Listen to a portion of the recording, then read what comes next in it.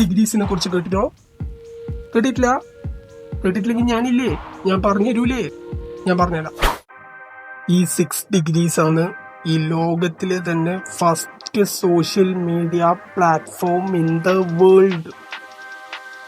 ഇവിടെ നിന്നായിരുന്നു എല്ലാത്തിൻ്റെയും തുടക്കം.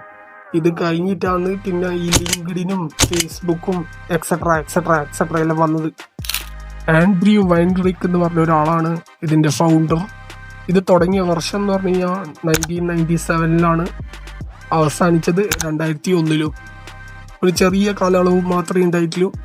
ഇത് പൂട്ടിപ്പോയതിൻ്റെ കാരണം ചോദിച്ചു കഴിഞ്ഞാൽ ആളില്ലെങ്കിൽ നിങ്ങൾക്കറിയാലോ എല്ലാ സ്ഥാപനത്തിൻ്റെ അവസ്ഥ, അടച്ചു പൂട്ടിയേണ്ടി വരും.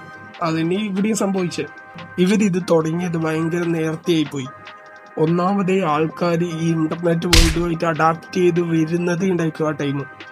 അപ്പം തന്നെ ഇതും കൂടി ഫീഡ് ചെയ്യുമ്പോൾ ആൾക്കാർക്ക് പെട്ടെന്ന് അത് ഉൾക്കൊള്ളാൻ പറ്റിയില്ല.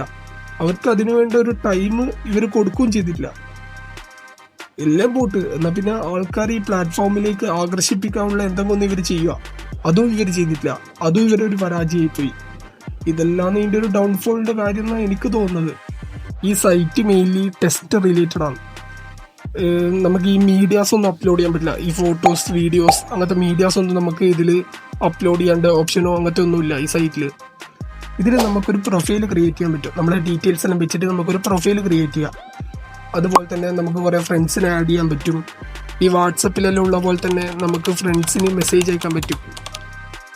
പിന്നെ നമുക്ക് വേറൊരാളുടെ ഒരു പ്രൊഫൈൽ കയറിയിട്ട് നമുക്ക് എന്തെങ്കിലും ഒരു മെസ്സേജ് പോസ്റ്റ് ചെയ്യാൻ പറ്റും. ആ മെസ്സേജ് വിസിബിൾ ആയിരിക്കും, എല്ലാവർക്കും വിസിബിൾ ആയിരിക്കും. അങ്ങനെയെല്ലാം ചെയ്യാൻ പറ്റും. അതെല്ലാം ഇതിൻ്റെ പ്രത്യേകത.